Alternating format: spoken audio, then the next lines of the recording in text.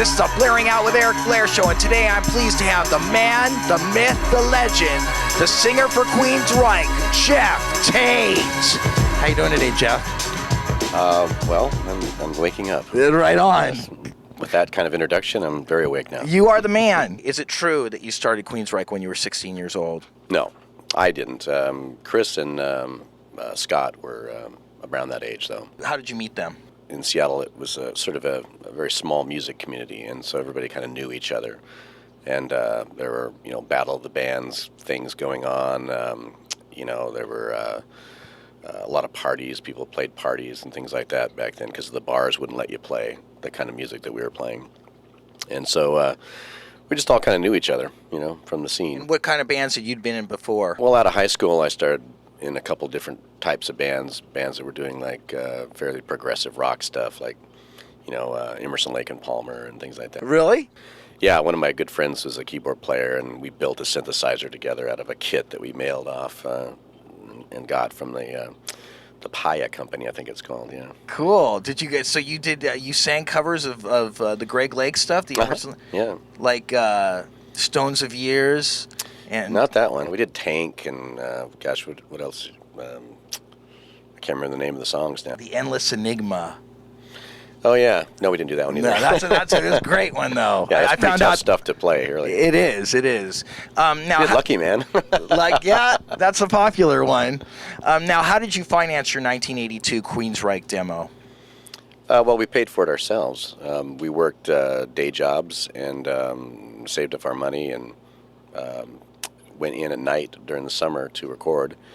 And we were lucky to meet Tom Hall, who was the number one engineer at Triad Studios, and he cut us a really good deal and had us coming in at night, working the graveyard shift recording. So we made the record over the summer, and then sent it out to all the record labels to hear what the next amazing record was going to be, which of course we heard back from no one. Was there any fear that I'm putting all my eggs in one basket, or did you have something else that you were working on, like that you thought you might fall back on? We didn't really have a basket to put any eggs in. So it was all or nothing, pretty much. Well, yeah, you just kind of, at the time,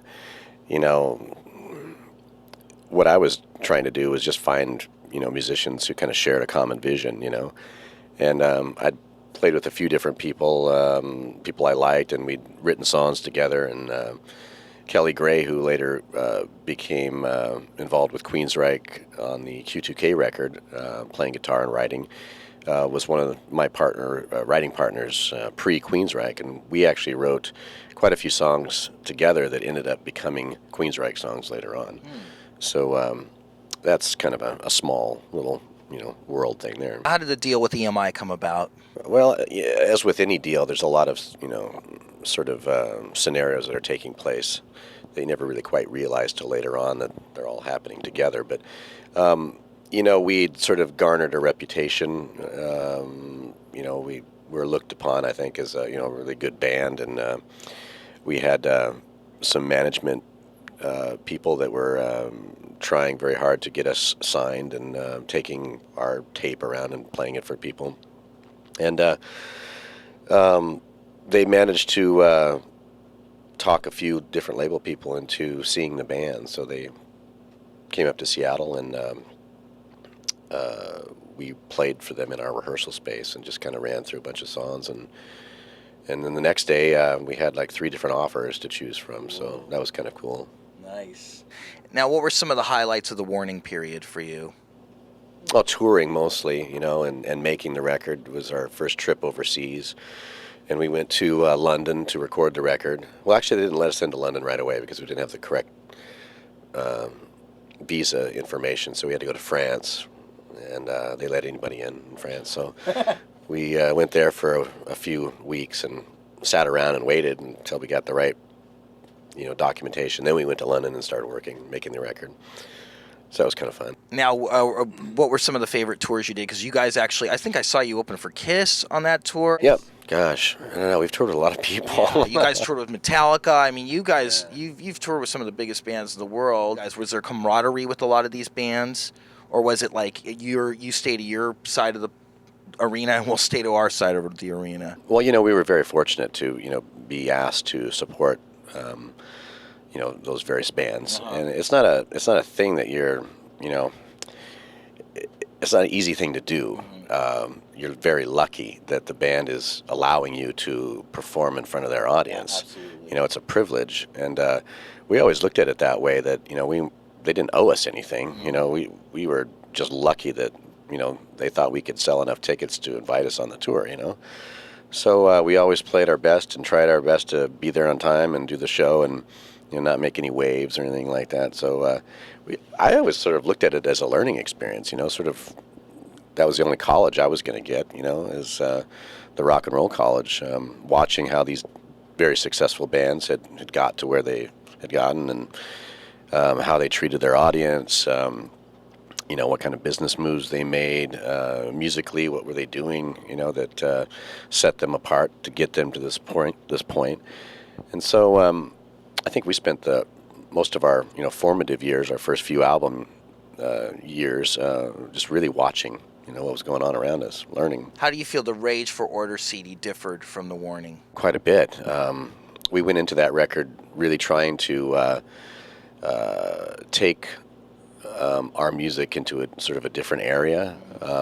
We were trying to bring non-musical sounds into our music and trying to experiment with sampling and recording things such as we got a flat tire on the way to the studio, and we recorded the whole event from, the door slamming to going outside and taking the tire off and then taking it to the mechanic who used those rivet guns, to unlock the lugs, and some of those sounds ended up being put on the record as drum samples and percussive bits and ambience, and so the whole record was like that. It was an experiment in creating this sort of musical space that was different than a sort of a traditional soundscape, and so it was really fun. And we were working with Neil Kernan, who was a very, very inventive, creative engineer,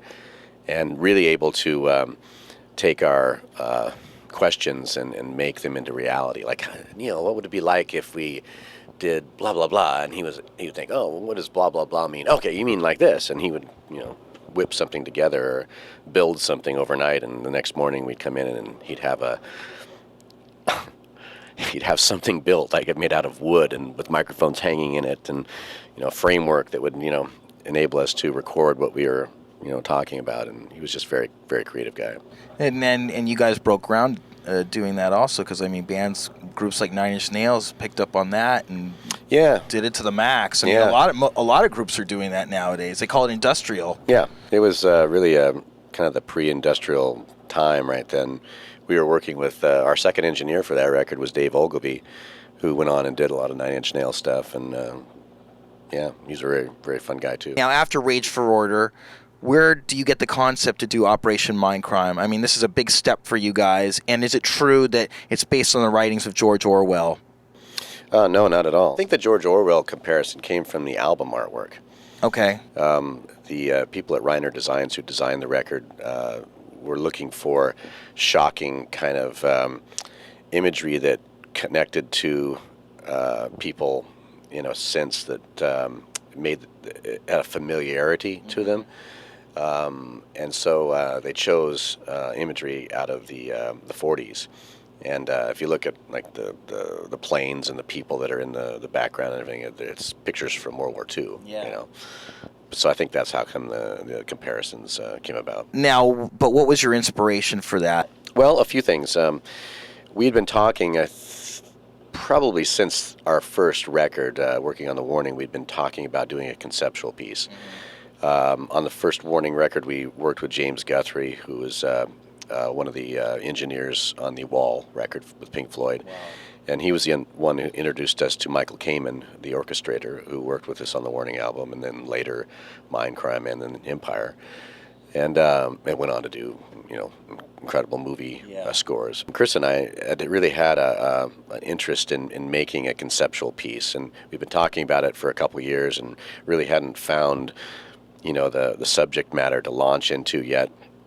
but we've been playing with, setting musical scenarios already with, like some of the couple of pieces, like one in particular, NM 156 off the Warning, is a very conceptual piece of music, and Roads to Madness off the same record.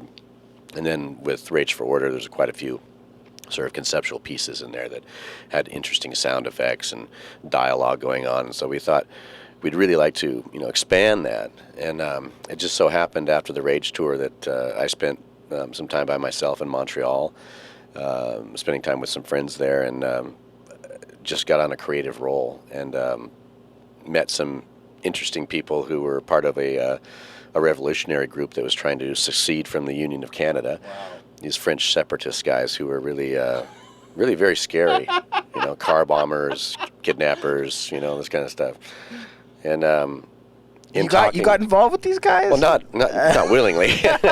They just happened to frequent the same bar I was going to, and I kind of learned about their scene, and they sort of thought it was interesting to have a rock star friend. You know, so they're buying me drinks, and What can you give away about the story? I mean, is it pretty much you borrowed from all these experiences in your life at that time? It's just like anything else. When you write a book or you write a screenplay or a musical record, you just pull from situations in your life. And some of the characters in the story, Sister Mary, for example, was a actual event that happened in Amsterdam one night where I saw this woman dressed as a nun, and she was on a dance floor, a very crowded dance floor at about 5 a.m, and she was clutching really a teddy bear in her arms, and just tears were streaming down her face, and she was dancing very slowly, holding this bear, and the music was just pumping, and it was quite a surreal experience that really kind of stuck in my head, and I kind of jotted down some notes and went back to reference that when coming up with the story later, things like that. Dr. X character, for example, was a guy from the separatist movement who was very scary and left a very lasting impression on me. Peter Collins, Rush producer, produces the album. What do you think he brought to the table? Peter Collins was an amazing guy to work with. He was the first producer we'd worked with that really didn't come into it from an engineering standpoint. He was really all about the song structure, working musically with us, and then scheduling, making sure the studio happened at the right time, the band made it to the studio, any outside hiring of gear or equipment or other musicians happened on a schedule. He was very good at keeping things running smooth, and really was the first record that we made that came in on budget. So the record company loved that. Yeah, especially considering that we recorded music in Philadelphia, and then went up to Montreal to finish it, and then went to Amsterdam to mix it. So quite an international project, and still coming in under budget. It's pretty amazing. He's just a pleasure to have around. He kept the momentum going, and had the quick wit at times when it was needed, and diffused temper tantrums, that kind of thing. I think there's an overall perception, and there's always been, of Queensrÿche being a very disciplined band. I look at it as this is a career. I love music. I'm a musician. I don't do other things. This is what I do. It's not a hobby for me. And I want to continue doing this the rest of my life. So how do you do that? Well, you maintain it. You keep yourself healthy. You try to look at what you do as serious, and you don't compromise on it. How would you describe platinum success? Worthless. Really? Yeah. It doesn't mean a thing. All it is another rung on a ladder. You get to some place that's supposed to be the pinnacle, and you realize that it is. There is no pinnacle. The ladder just keeps going. Yeah. And to base your happiness on financial success, or how many cars you own, or how big your house is, or how blonde your wife is, it's a shallow existence. It doesn't mean anything, and unfortunately our society really perpetuates that, because we live in a consumer society. That's how that's what it means to be an American. The freedom to buy what you want to buy when you want to buy it. Very true. So I don't know. Maybe I'm at odds with the rest of the country, but platinum awards. I don't even have them up on my wall in my house. They're in a box somewhere, and it doesn't mean much to me. Neil Sean was saying that when I interviewed him recently, that he didn't even put them up on his walls until he got married to his wife. What made you decide it was time to progress with strings and orchestration on the Empire record? I don't know, honestly. It just a natural progression for you guys? I think after we spent a year or two of our lives with the Mindcrime presentation, the record, the recording, the writing, the touring, I think we were just ready to do something different, and we wanted to experiment again with our music and try new things. And we'd already done really well doing the conceptual idea that we'd been thinking about for a while. And I think that the direction musically at the time was really to try to write just really good songs, concise songs that had really strong melodies. And we were trying to do this thing where we had thought that our music had gotten very dense. There were a lot of parts going on, and it was difficult to listen to, in a sense. You really had to dedicate yourself to listening to it. So what we were trying to do is build a house of cards, so to speak, where you just had what you needed to make the song stand up on its own. It just needed this and this and this. It didn't need, 4 tracks of this or 10 tracks of this all doing the same thing to thicken it up or make it bigger. We're trying to make it big in another way, make it big because it was open and it could breathe. A less is more attitude. A less is more attitude, perfect. And we worked with Michael Kamen again on Silent Lucidity, strictly because we love Michael Kamen. He's just an amazing guy to work with, and we had this song that was ballad-esque, but yet kind of not your typical ballad. It's a song about trying to explain to your kids about dreams, what they are, and it's a parenting episode, really. So we thought, this might work for Michael, and so we gave him the song, and a couple of weeks later he called us and said, I got this idea for it. I think it's really good. I think you're going to like it. And of course we did. What kind of preparation was involved with taking Operation Mindcrime back on the road after 15 years? Well, actually quite a bit of preparation. First we had to think about it for a while, and the album is a fan favorite, and we get requests all the time to perform in its entirety, and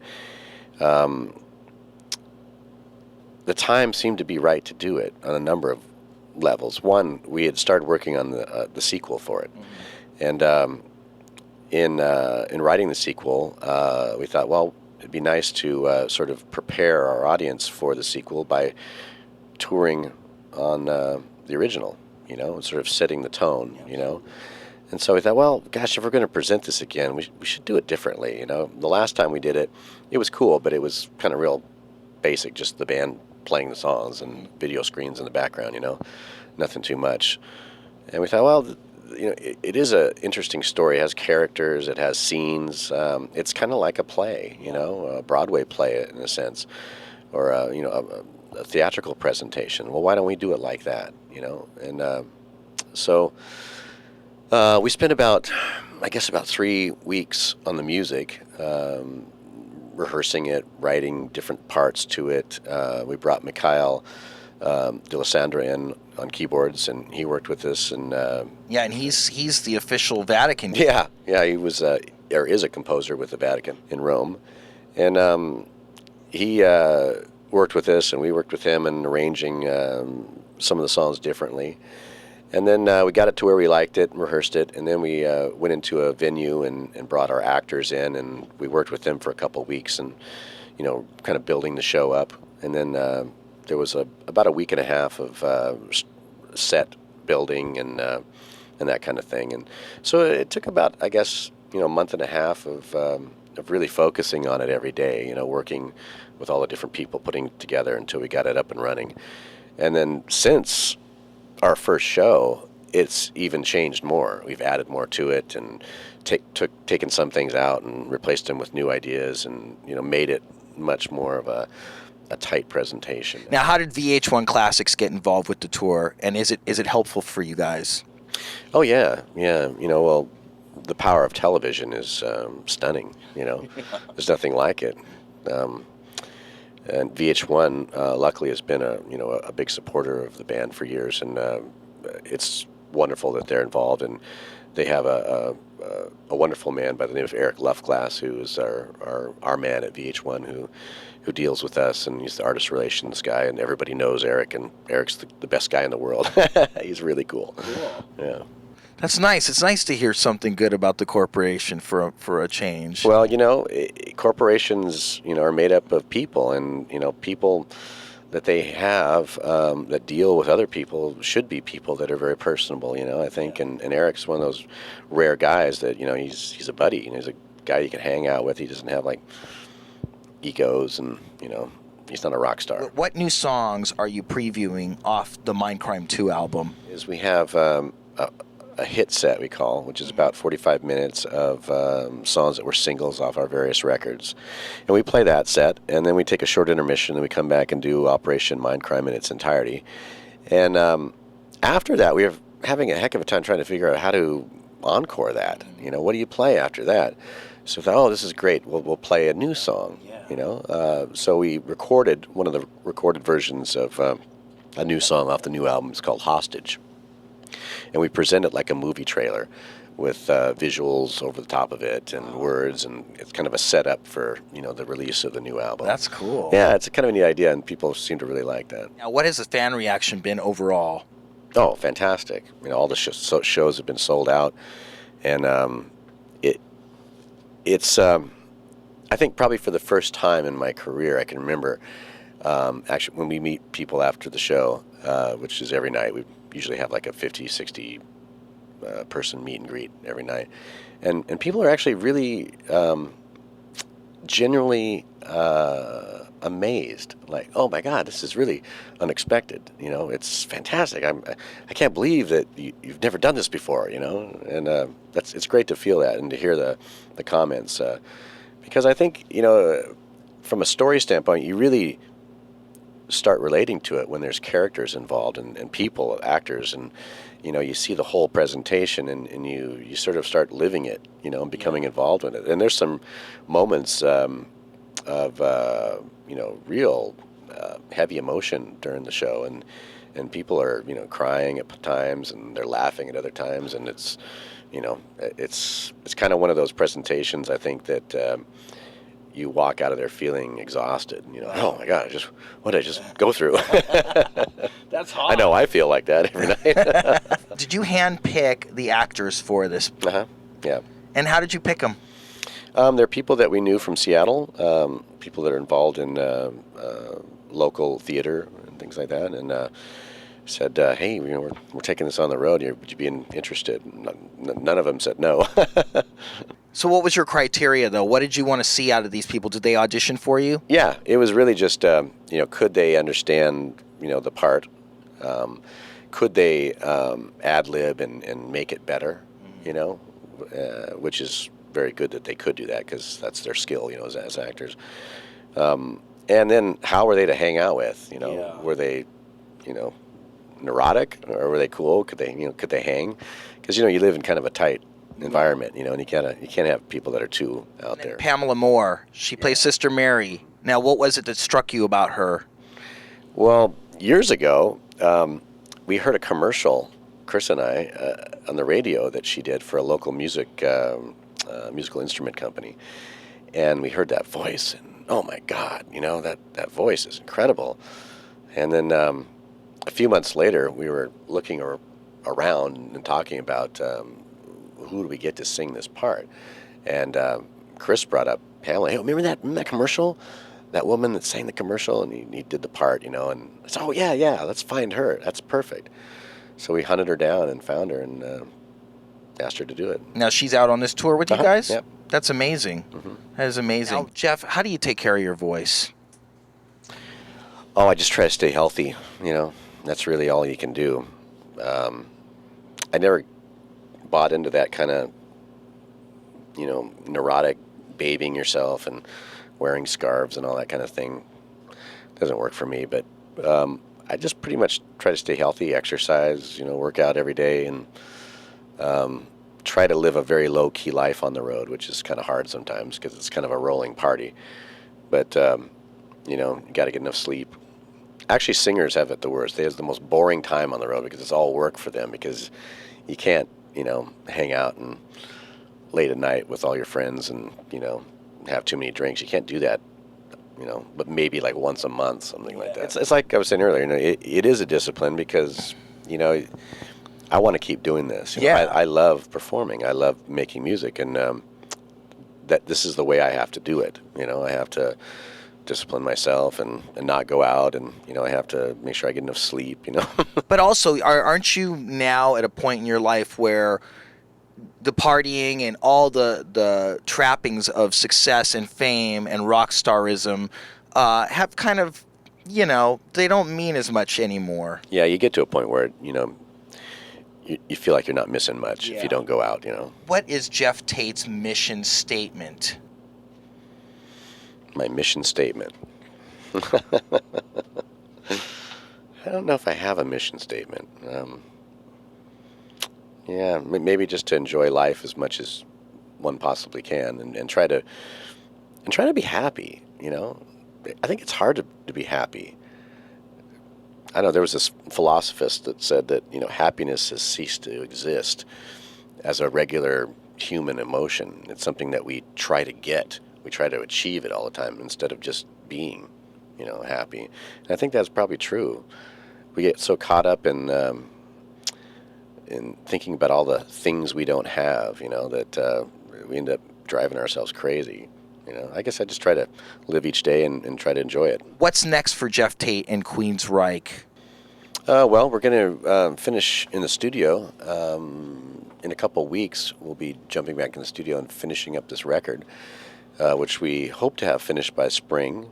And then I think it's going to be out sometime in the winter of this year. Doing Queensrÿche take up all your time, or do you have your own studio and record bands and produce bands? Well, no, it takes up all my time. Yeah. I do have a solo project. I've released one solo project a couple years ago, and I got another one in the can ready to go that I'm going to release after the next Queensrÿche record. So I do a lot of, my own work. I haven't worked with other bands yet, producing on that sense. I wouldn't mind doing that. Yeah, I think you'd be good at that. It'd be kind of fun. Yeah. And then what's family life like for you now? Well, I have 4 daughters, and so that keeps me very busy too. And 2 of them are teenagers, and so that's very hectic, with their social schedule, and they're driving now, and I think it's harder to be a father and have 4 daughters than it is to have sons, because you're always worrying about your daughters. Yeah, maybe. I don't have anything to compare it to, but I wouldn't trade it. I love my kids. Oh, absolutely. I love the challenge that parenting offers you. It takes you out of yourself so much, that especially as a musician, especially being in a band, you get so wrapped up in me all the time, and parenting really takes you out of that, because you have to think of somebody else besides yourself. Imagine that. Now, what are the kids listening to, and do you like it, or do you just not like it? Well, they go through phases. They've all been through the the Britney phase and the Gwen Stefani phase, and what was the one before that? The Spice Girls before that, and then they got into like Blink 182 and what's that other one? Oh, they've gotten a bit darker now, like Good Charlotte, that kind of stuff. But now they're kind of like discovering the old stuff, which is kind of cool. One of my daughters was listening to "Wish You Were Here" from Pink Floyd the other day. What are you listening to? Oh, it's called Pink Floyd. Yeah. Oh, really? You ever heard it? I think I probably heard that before. So one of my daughters plays guitar, and so she's always coming up to me and saying, "Hey, what are they doing here? Is this F sharp to G sharp? And what is this happening here?" And so that's kind of cool. We have a connection that way, Well, Geoff Tate, it's been great having you on the Blairing Out with Eric Blair show. Thanks, Eric. This is the Blairing Out with Eric Blair show with Geoff Tate of Queensrÿche, signing off. The Blairing Out Show.